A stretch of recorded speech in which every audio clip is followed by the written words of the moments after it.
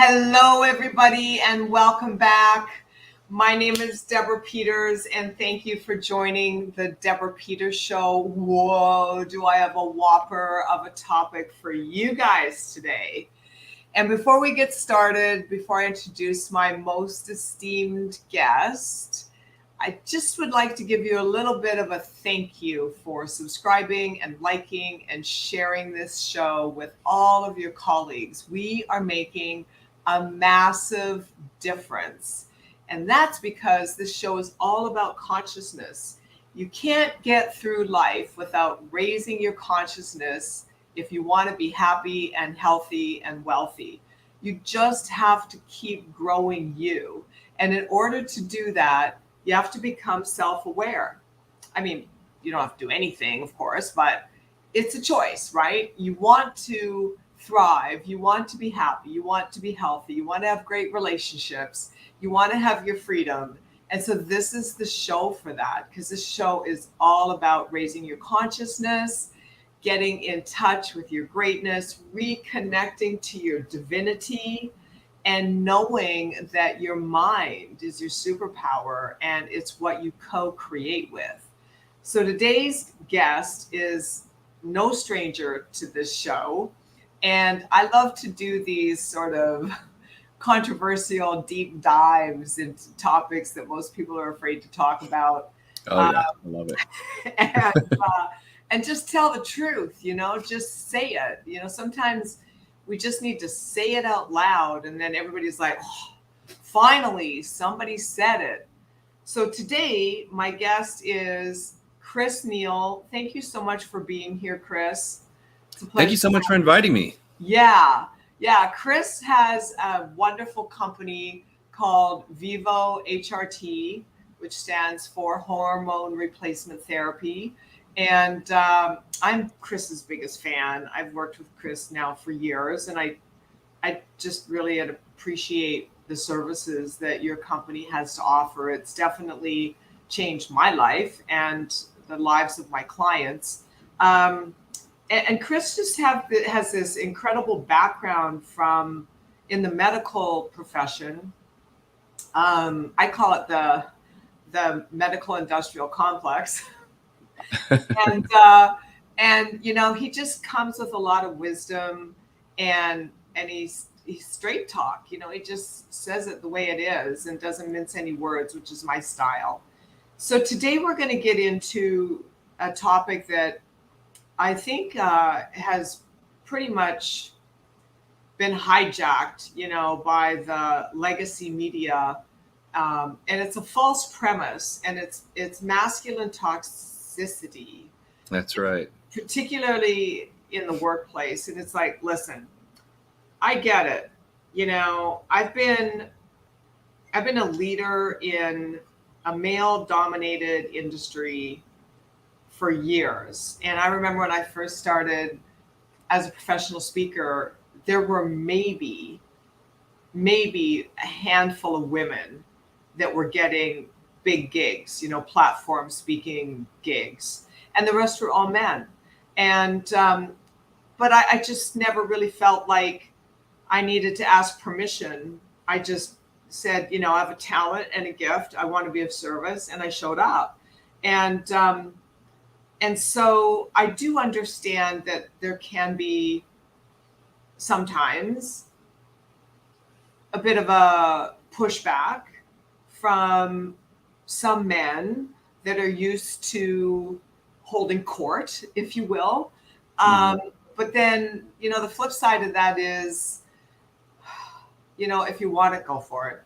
That's just the long and the short of it. If you want something in your life, don't look at yourself and go, I'm the wrong sex, therefore I can't have it, and therefore they, whoever they are, the infamous they or them, are holding me back. You just can't think like that. So thank you for joining me, Chris, and I'm looking forward to digging into this topic.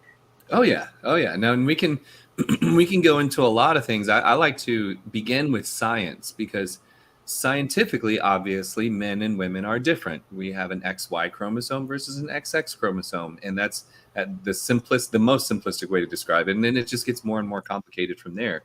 But when we and then I mean we can like there's a lot of buzz and a lot of talk right now about what does that mean exactly? What is the difference between a man and a woman biologically versus societally? You know, and Yeah, that is something that our society, whether we like it or not, like that's something that our society is struggling to contend with. You I know, know. I was going to use that word, you struggling know with. and Yeah, people have different viewpoints on it. I mean that's one of the nice things about being a scientist um is that my views don't matter. Science is science. I mean, it is what it is. right. But then There's but X's I'm and not, Y's, and there's, mhm. yeah. I mean, it is what it is in terms of chromosomes. Yeah. Oh, Yeah, yeah. That's, I mean, yeah, biologically we are, but societally that's something completely different. We can have opinions, and we should share our opinions and how we look at things and how we look at ourselves, and all of that. So, but that's a whole nother thing. If we're just talking about the masculine side of things today, men, um, male toxicity or masculine toxicity, then I think a lot of that starts with the framework that men and women are different. Okay, and there's nothing wrong with being different. I think that's perfectly fine. As we dig into some of those differences, there are some key aspects that you know that are that aren't necessarily there with every single person, but they're traits that kind of run through like a lot of men and then a lot of women. And to me, like, I think I have like a I think I have a pretty healthy sense of humor. Like I like to laugh at a lot of things. I really enjoy like jokes that kind of pinpoint, some of those differences. I think it's funny, but like that, and it needs to stop there. Like when it comes to actually taking those types of things and um, using those differences between men and women to manipulate certain things, or wreak havoc, or cause pain, or discriminate against others in a workplace or in society as a whole. or create That's opposition, Hmm? or create opposition. Yes, or create opposition. That's when things become toxic, and actually that can come from both sides. Yeah, That sort of thing. It can come from, men, and just amongst themselves saying, "Oh, well, I'm going to get the job because I'm going to beat out some chick or something like that." That's a very misogynistic, male sure. toxic type of thing to say. You know, but then they can also come from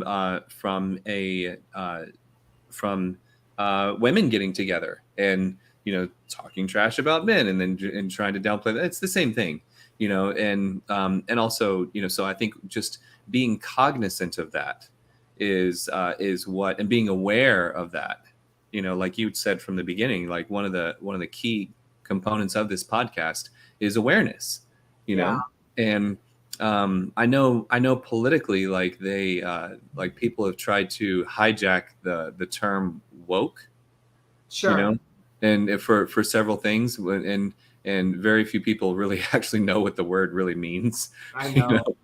know. But if I may, I can take a moment and define what that word means. Sure.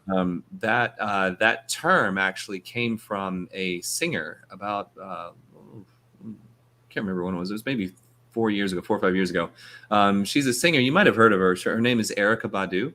Yeah, I know Erica. And yeah, she came up with that. And I think she was actually doing a podcast or something, and she was describing what that means to her. And what it means is just having your eyes open and being aware of the world around you, even if it doesn't affect your small circle.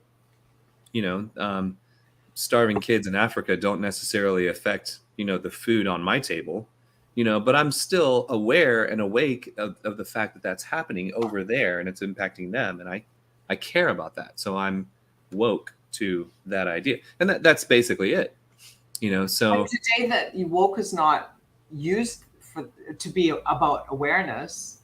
well, exactly. It's been totally hijacked by, Yeah, it's like the and opposite practically. yeah, it's a very, yeah.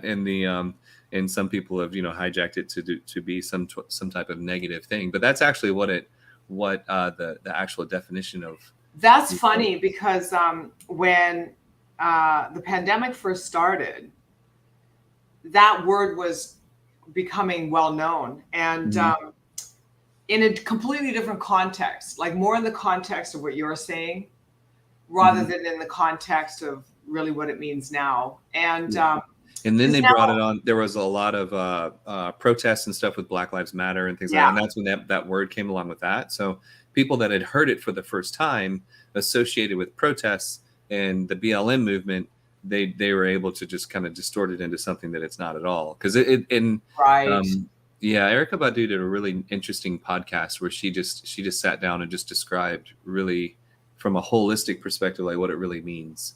Sure. You know, and it's and that's so fascinating. I was fascinated by that. Yeah, that's fascinating because because I was even using it like Q1 2020, and then things shifted in the world with all the protests and the violence, and I was like, wait a minute, this woke business is actually really negative. And there's a big difference between being woke and being awake. Yeah. You know, when you're awake, you're conscious and you're self-aware. And when you're self-aware, you're aware of others. But now it's about separation. Yeah, it's that's not what it means at all. No. Yeah. But you know what's fascinating to me is so you said something that I was going to go back to. Well, even if I could just interject, even with that whole thing, like back when all of the protests and all of the things went on, because I follow the news very closely, and I like to watch things because I like to be awake. You know, we'll use that word. Informed. You like to be informed. I like to be informed and awake. So there's no negative connotation with the word awake, not yet anyway. So maybe I'll use that instead. There you go. So I like to watch things, and I like to kind of see, and maybe it struck me a certain way because like yes, there are horrible things happening, you know, and I get that, but I've never, and I am moved by the news and things that are happening in the world, but I've never seen something or saw something or witnessed something that moved me emotionally so much that I thought to myself, I have to go to my local Target and break in and try and steal as much as I can.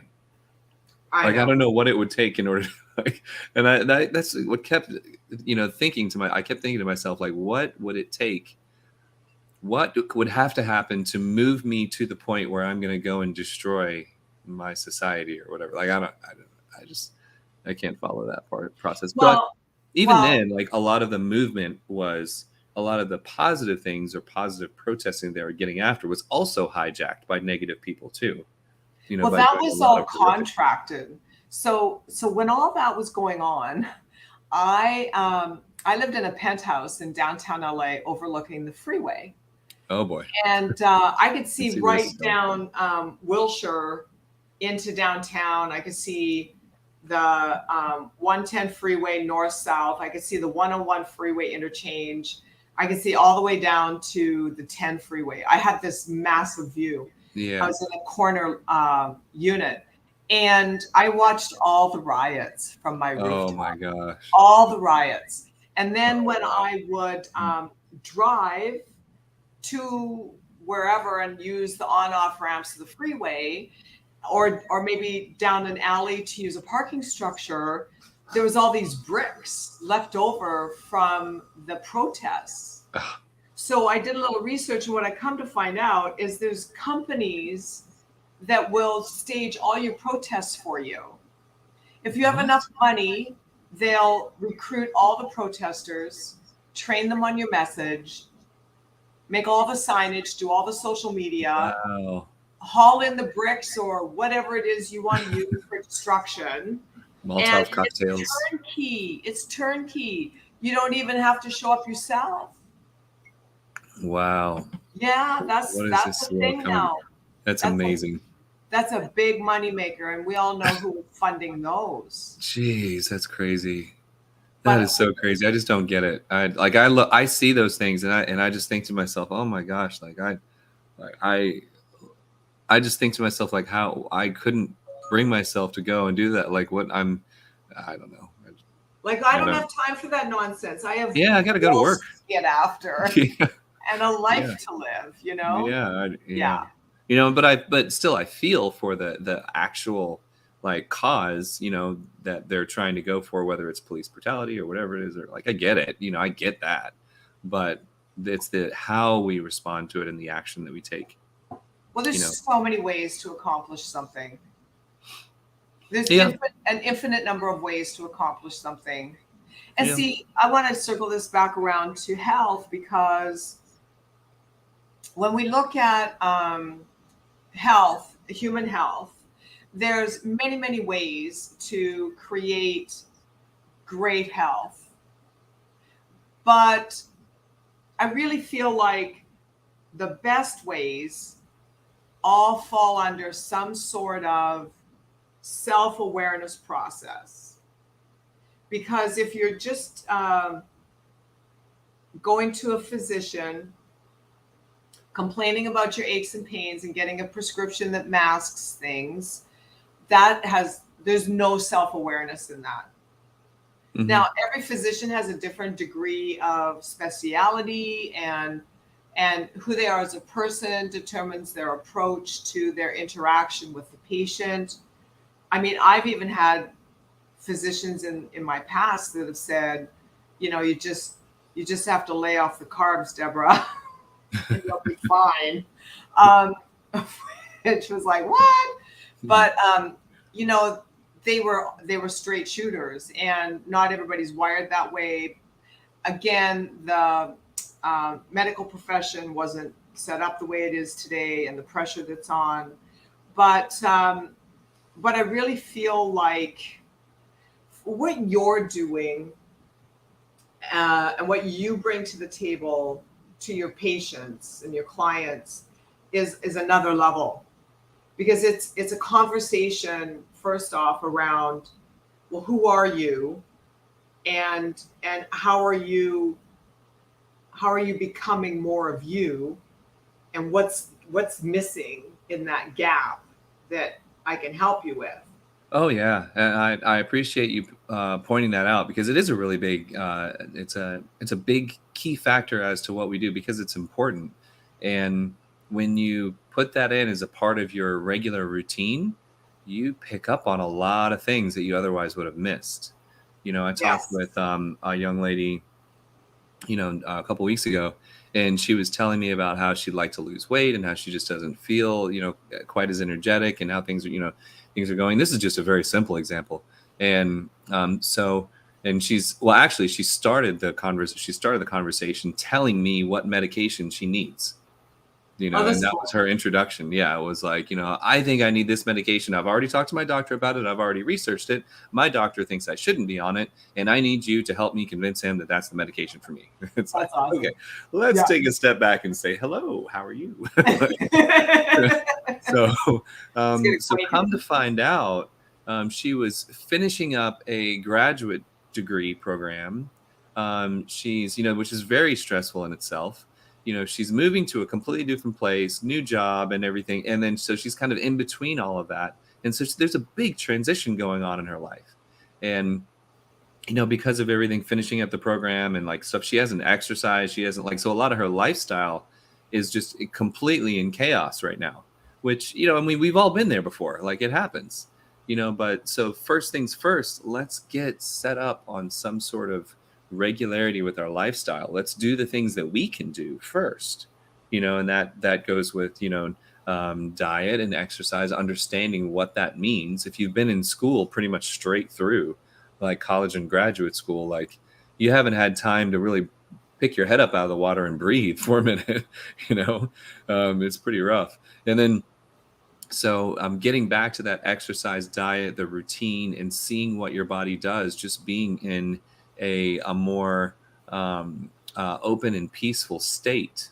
Yeah. Without the cortisol levels, without the stress, without all this other stuff happening, and finding moments of time to breathe and to meditate and get used to the idea of not having that stress in the back of your mind. Oh my God, I got a test this coming up. I got a test. I got this paper to write. I got this to do. It's just, okay, I'm going to go to work and do my job and do the best I can do. And then I have time for myself. And seeing what your body does with that is a big deal. So like that, I spent like an hour and 15 minutes of a consultation with her. And basically I didn't prescribe her anything. But just the conversation of getting everything back on track again, and seeing what your body is capable of when you don't have that stress and everything else going on, and you're more aware and you're listening to your body and you're feeding it and doing what you're supposed to do, then let's look at things after you're doing what you're supposed to do, Yeah. And I always kind of like that approach, Yeah, I do too. So let's talk a little bit about masculinity. And I'm a pretty traditional girl. Like I'm a farm girl. I grew up on the farm. I've been around a lot of masculine men in my life, guys that could like move mountains. Like that's just how they were raised. And it was an expectation, you grew up to be a man and you physically handle anything and emotionally handle anything. I mean, that probably was a mask, but that's another conversation. But nonetheless, I have been exposed to sort of like the,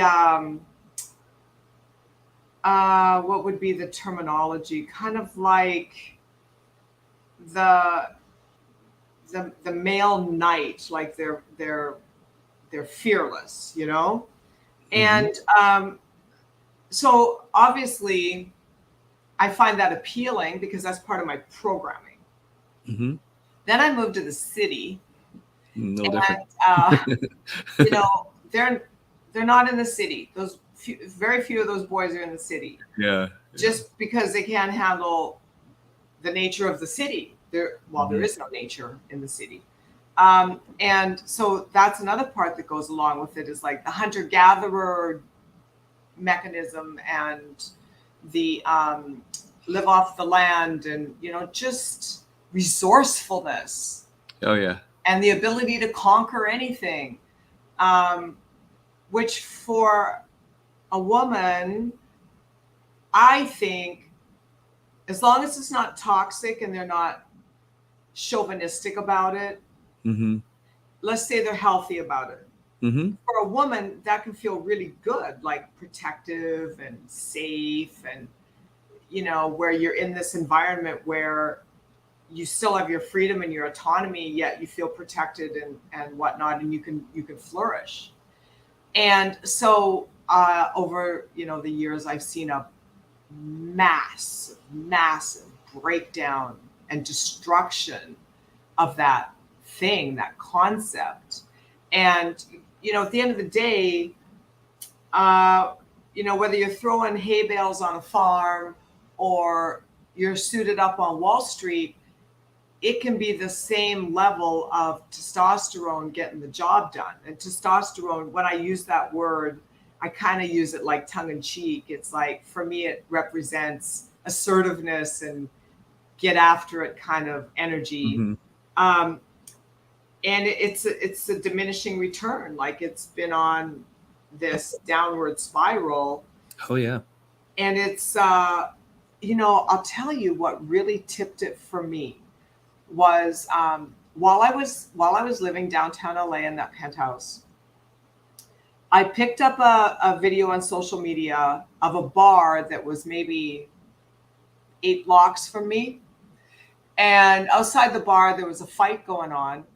And it wasn't 2 guys. It was one guy punching 2 women in the face.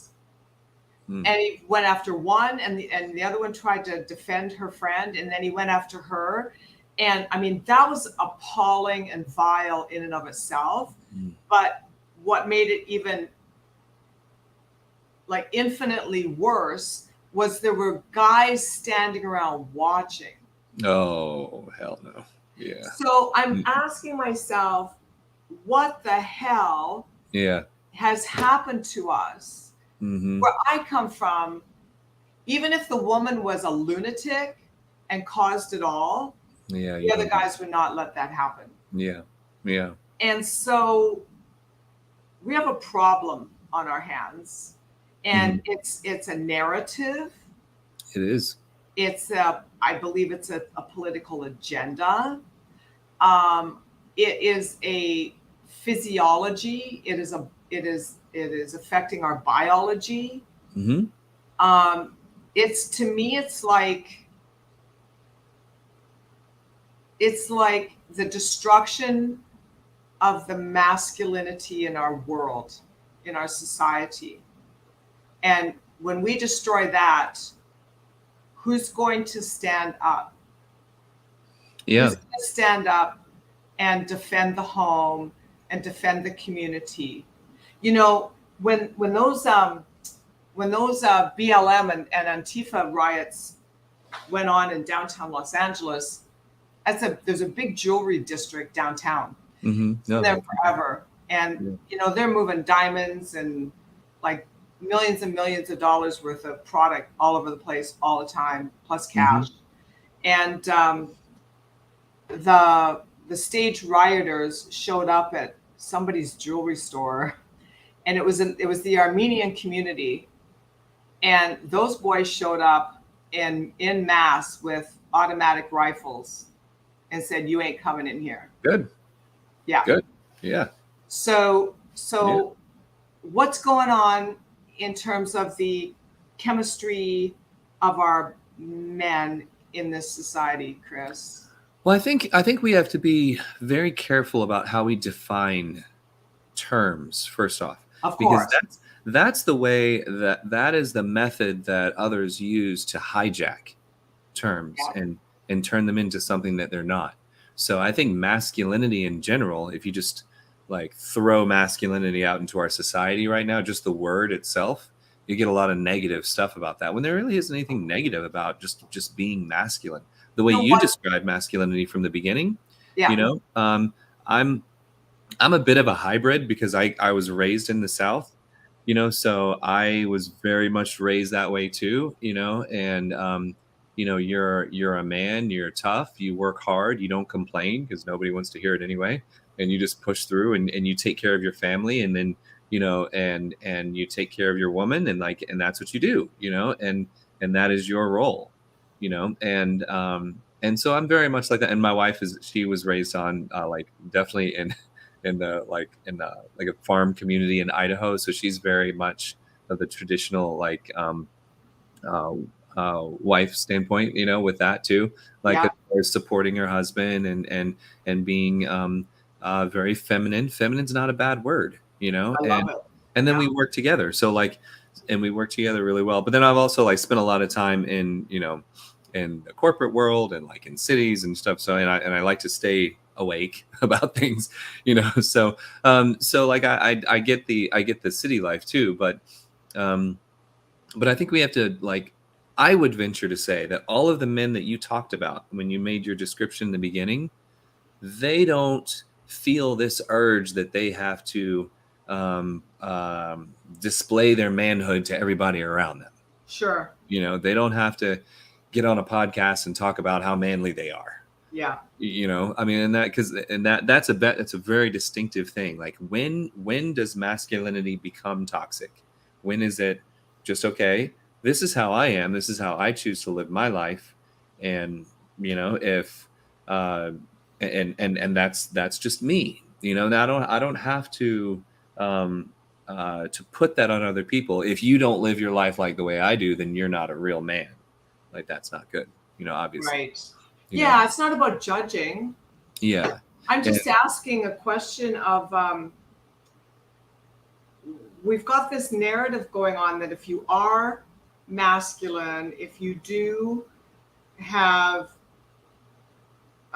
sort of this traditional way of being about you that is a protector, hunter gatherer, like you go out and you make the money and you open the car doors and you buy flowers and I do. I still open the car door for my wife like every time. Yeah. yeah, and you guys have what, 4 children? More than that. Yeah, we have 6 altogether. You have 6 kids and you're still Mhm. opening the door. Good Yep. man. Yep. And Um, I'm teaching my little man to do the same thing. see, See my point? Mhm. So it's, we have a narrative that's tearing that down. And I just want to say that in my career climb, for lack of a better term, I've encountered men that have been rude, but I've encountered women that have been jealous and rude. Mm-hmm. And I've encountered men that felt threatened and wouldn't give me the gig. Mm-hmm. And I've encountered women that not only were threatened and wouldn't give me the gig, but tried to get out of paying me. Like I should do it for free because it's a women's group. I'm like, Ooh. Oh, wow. it's what I do for a living. Yeah. Yeah. So, plus I really feel that all of this psychological warfare on men drives down the hormones. I think that it has a physiological effect. I'm not a doctor, I'm not a scientist, this is my intuition talking. Mm-hmm. I think it has a physiological effect, and I think it drives down the testosterone. And then I think that it creates an estrogen dominance, which decreases their ability to, sorry, my phone went off and I thought I had that shut off. It decreases their ability to be assertive. And, most of my clients, like 90% of my clients, are male CEOs of small to mid-sized companies. Pretty much all of them go through testosterone slumps. Mm-hmm. And then they wonder why they have brain fog, or why they don't have the get up and go, or why they let things slip through the cracks like they didn't used to. And Mm-hmm. Mm-hmm. you know what I'm saying? Yeah, I do. I think there's likely some truth to that. There are a lot of really interesting studies that are trying to discover why we have a decline, or what gives us a little boost in our testosterone levels. They did a study that I just read earlier today, out of Psychoneuroendocrinology Journal or something like that. So from 2010, I believe, that they did this study, and they basically tested men's testosterone levels before and after a competitive event. And if you win a competitive event, it actually gives you a slight boost in your testosterone that lasts a little while. So being a winner, like, gives you that little bit of a boost. So I think, just in tying back to what you were saying, I think that that toxic masculinity in general is a side effect of poor self-esteem to begin with. Sure. 100%. So if you take someone that does have that poor self-esteem, that does feel so motivated and so down that they have to portray themselves as something that they, that's a lot of stress, and that's a lot on your shoulders to do, to portray yourself as the most masculine man in the whole world and whatever. That's so yeah. I mean, certain levels of stress and not belonging or not connecting, or negativity, all of those things will wreak havoc on you internally and in kind, into your hormones as well. So I could certainly see that, but it's definitely I think when it comes to the toxicity part, we have to be extra careful that we don't try, we don't try and impose whatever our sense of masculinity is on others. And we can, sure, we can talk about stuff and things are funny, from this is kind of a weird joke, but for me personally, I think this would be a great thing to do. Go around to 100 different men and ask them, what is the most masculine thing you do on a regular basis? And just to hear all of the crazy things that guys say, to them, it's an action. So an action doesn't necessarily make you masculine, but just how our brains work around that. Yeah. Oh no, that'd be awesome. I should do that. Yeah. Do that and create a because that's very much like that really doesn't have anything to do, that completely separates science and biology from society. Like there are some societies, like in Africa, some tribes where literally the women do everything. They Yeah. are the hunters and gatherers. They do take care of the kids, and the job of the men is to sit around in a little circle, and just talk all day. Like like that's their society, literally. So if you were to ask them, like, what's the most That's a good masculine point. thing that you do? They have an XY chromosome just like I do, and they would say, well, we sit and talk with other guys. And like, but in America, like, you're just gonna sit around and just talk all day? Like, that sounds like a feminine thing to do. That Yeah, sounds yeah, like, yeah. and so it's just completely Well, it's based a off it's of a their it's a society. it's a cultural code. Yeah, It's a absolutely. cultural code. Yeah. And it's not about right or wrongness. I'm just trying to figure out what's doing it, like what's causing the erosion. And so here's a question for you. Is there estrogen pumped into our food? Mm, um, Not directly there, but we are learning a lot. We're learning a lot about factors in food, factors just around us in general, chemicals in particular, that can sway our hormonal balance one way or Yeah. another. That can make you more predisposed to, like, estrogen dominance. One of them, for example, is the IUD, especially the Mirena IUD. Right.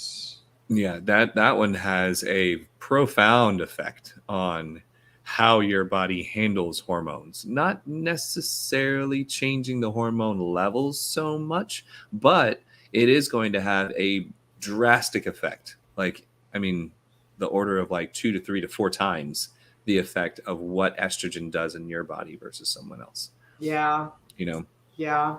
so Yeah. that, like, all kinds of things. Like, I talked to a military veteran today, who was active duty for 13 years, and we were talking about how a lot of men in the military, they suffer from low testosterone, not while they're overseas, but once they get back home, and the transition just from being in that kind of male dominated, testosterone driven, if I use that loosely, Fight or flight. yeah, Right. that fight or Right. flight type of Yeah. environment, to back home where everything is pretty chill and laid back, and they're not in that environment anymore.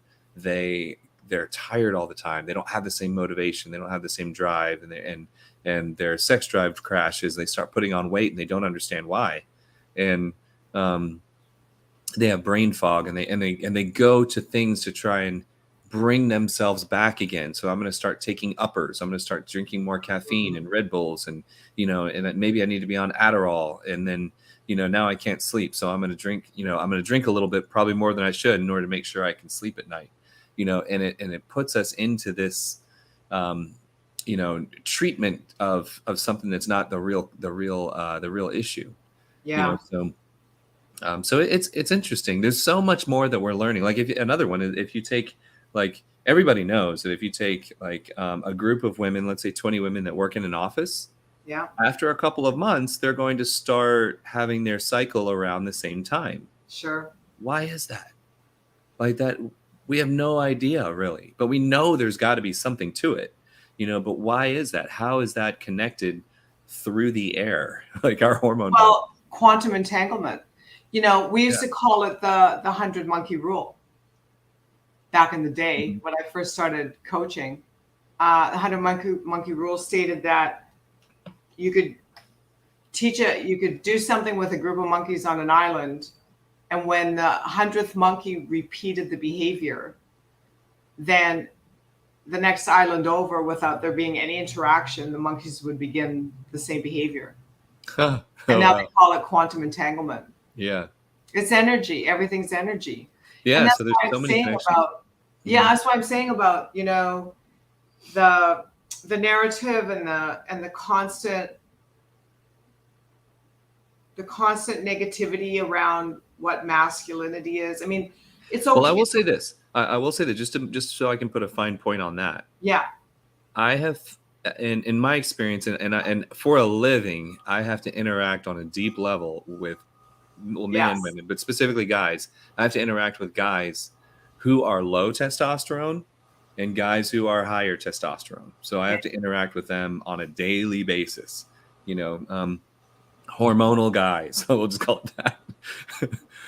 And I definitely, without a doubt, definitely a lot more toxic masculinity type behaviors and statements and comments and stuff coming from guys with low testosterone. Absolutely. Fascinating. Way more. Are they compensating? Well, it's the self-esteem. And for guys like that, it's an unspoken subconscious thing. Guys don't often know how to express, what's actually going on and what they're feeling, but they know they're not themselves. It's a self-confidence thing. I'm not the way I used to be. I've missed a step. I used to be this, and this. I used to be captain of the football team, and I used to do this and blah, blah, blah, and all that. Like, okay, that's great. But what about you now? Well, I'm half the man that I need to be, or whatever. It's like, well, you are a full man. You're not half. Like you are a full man. But what can we do to bring those things out of you to make you feel at your best? Well, I just want to be a better man. Well, okay. What? Let's focus on more energy, more drive. You want to be stronger. You want to recover better. And yes, and we get them started, and they call back, and they're like, Chris, I feel like the man I used to be now. There you go. Like, there you now go. I feel like a real man. I don't feel like such a, and they'll, use words to like, I don't feel like such a this anymore. And it's like, well, you never were that to begin with. Yeah, it was, well, a lot of it, starts to bring you down emotionally, right? Yeah. Oh, yeah. So before we sign off, because we're getting really low on time here, what does estrogen dominance look like in a woman, and then what's it look like in a man? Very, very similar. So the difference between estrogen and testosterone is one water molecule. Very, very different, or very similar. I mean, besides that. So we were taught back, and I think we've talked about this before, we were taught back in high school, boys have testicles, they make testosterone. Girls have ovaries, they make estrogen. When actually that's not true. Both the testicles and the ovaries make testosterone. Both of them do. So women have testosterone, obviously. Men do too. The levels are different, and our sensitivities is different. But basically, the response of the testosterone is basically the same. What it does: energy, drive, motivation, recovery, all those things. So now, when it comes to estrogen, same thing. Our bodies, male or female, will take the testosterone that is in your body, convert some of it over into estrogen. The levels are different, and what it does is slightly different. In women, the estrogen is used to create a pattern, a monthly pattern, to help get you ready to hold on to a baby. Sure. And now, obviously, guys don't have to work with that pattern, but we still use estrogen, and we need it. So it's easier to describe this in a female first, because in women, if there are tons of examples of when your body produces more estrogen than you really need. And we call that PMS. Got it. And every woman knows what that is and what that feels like, and yes. Yeah. So that's a natural example of estrogen dominance. Too much estrogen for you at the moment. You really don't have to have that much. You could have gotten by with a lot less. So now when guys go through the same thing, and really understand that it's more of a harmony. It's not a number. My estrogen has to be this number. No, it's a harmony that's played between all of your hormones. Okay, so if your testosterone level is like this and your estrogen level is like this and everything's okay, but let's say your testosterone level crashes and your estrogen level's still here, now you're dominant and you're going to feel a lot of those estrogen issues. So that's typically what happens with guys, because we don't have that monthly cycle. But guys' testosterone levels can crash.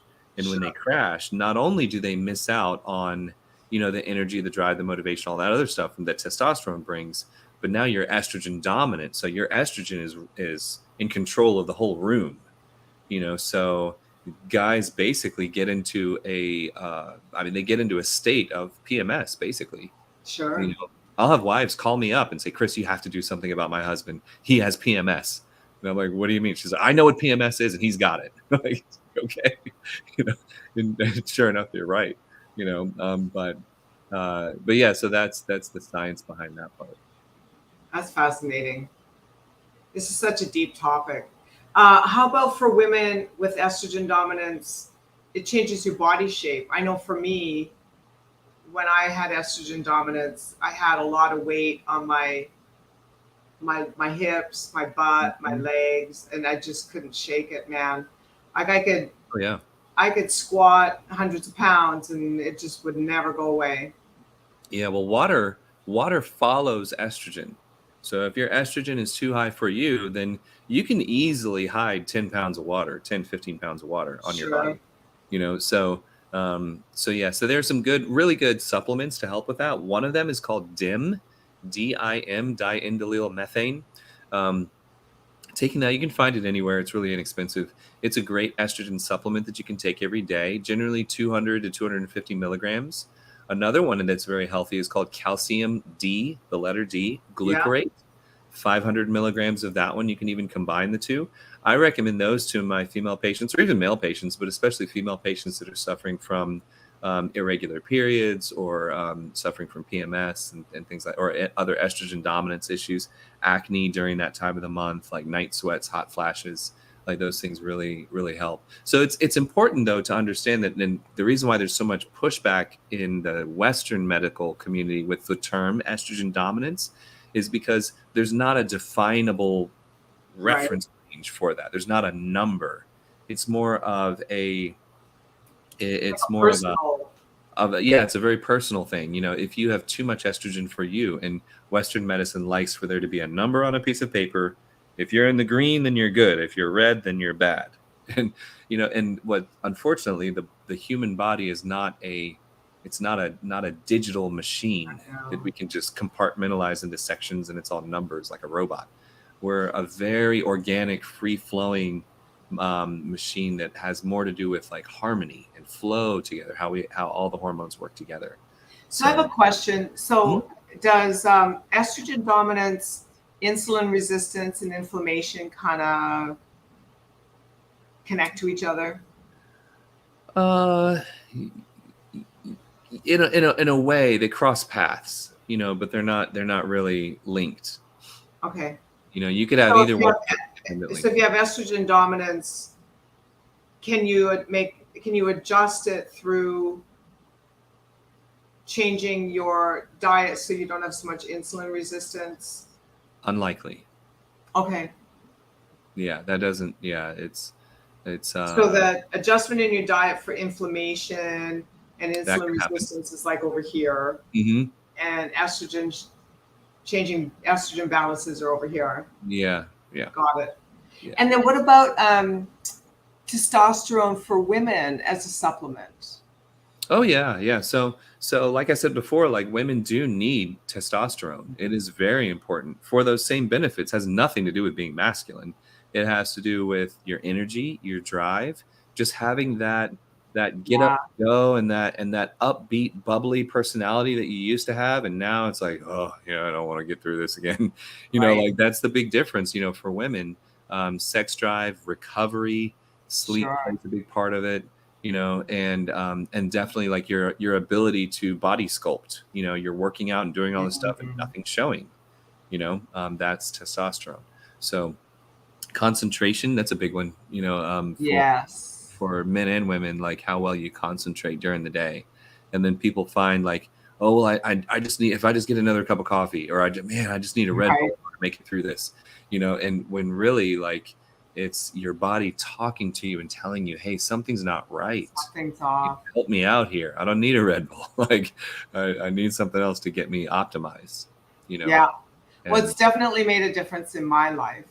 And what's interesting is, last fall I did like a big shift in my eating mhm, patterns I and remember. dropped like 30 pounds. Yeah. And so I'm super lean now. And I was in the gym this morning.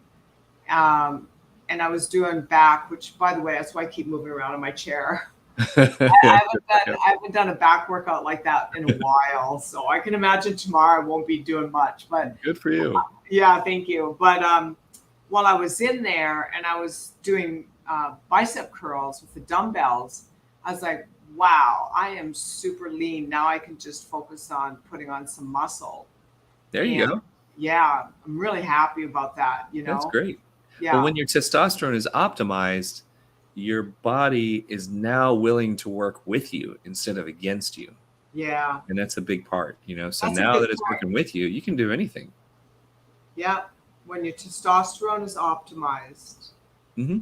And that's done through running your blood, having you look at those panels. Mm-hmm. Yep. You can go right on our website, vivohealthsolutions.com, and talk to some of our staff. They'll get you set up. It starts with getting labs, looking at things and looking at your engine and looking at your hormones. We do a complete picture. We look at everything: your kidney function, your liver function, your metabolism, and our consultations. The only way to do it right is to really envelop the entire picture altogether. So we talk about your lifestyle. We talk about, stress. We talk about your job or what you do, your activity level, like how you eat, when you eat, which is just as important, and medical history. We bring it all together for a plan, and that's I think why we have such high success rates with our patients, because it's not just about a number on a piece of paper. We have to go through everything, and there's a part that our patients play into that. Like, okay, you got to do your work. You're asking me to work. You got to work too. Yeah, it's your body. Yeah, and then when everybody's working together and we're intelligent about things, then it's gonna work, and you're gonna get optimized and do well. Sure. Really good. Today was a juicy conversation. Yeah, covered a lot of bases today. We really did. Yeah, thank you. And Yeah. I know I said some controversial stuff, but that's okay. Hey, yeah, we got to talk about it. Somebody's got to. Just being me, Mm-hmm. not holding back. Yeah. So give them your website so people can reach out to you. And ladies, I mean, I know this show is about navigating low testosterone and the masculine dilemma and all that for the guys, but ladies, reach out to Chris and all of your hormonal craziness will calm right down. Oh yes, yeah. It's just a matter of turning a couple dials and getting it dialed in. 100%. It's so nice. I can give you a testimonial about that for sure. Yeah, and it's great. It's great when husbands and wives do it together. Like I do a lot of that too. Because we're aging together, we're growing together, and you want to see your partner at their best, just like they want to see you at your best. So, going through it together is a good thing. Yeah. So vivohealthsolutions.com, VIVO healthsolutions.com. That's us. Come and check us out. You can reach out to us either on the website through the contact us section. You can call us or text us at the phone number there. Put your information in, and we'd be more than happy to chat. All of our consultations are free. So you can get hooked up with me. Just fill out the information there, and then we can talk and go through things, and we can talk about a plan and get you going. I think that's fantastic, and I highly recommend Chris. He's amazing. I've worked with him for a long time, so go for it, you guys. Thank you so much for being here today. I really appreciate it, and thanks to all the viewers. I saw folks coming in from LinkedIn and YouTube, and across all different kinds of platforms. That's really exciting. Make sure you subscribe, like, and share. We need to get this out to the world. Absolutely. Cover some amazing topics: health, wealth, relationships, self-expression, and of course your business growth, because that's what we're all doing all day long. Most of us are spending most of our time working. Yeah. All right, everybody. So remember, stay awake, stay aligned, and stay alert.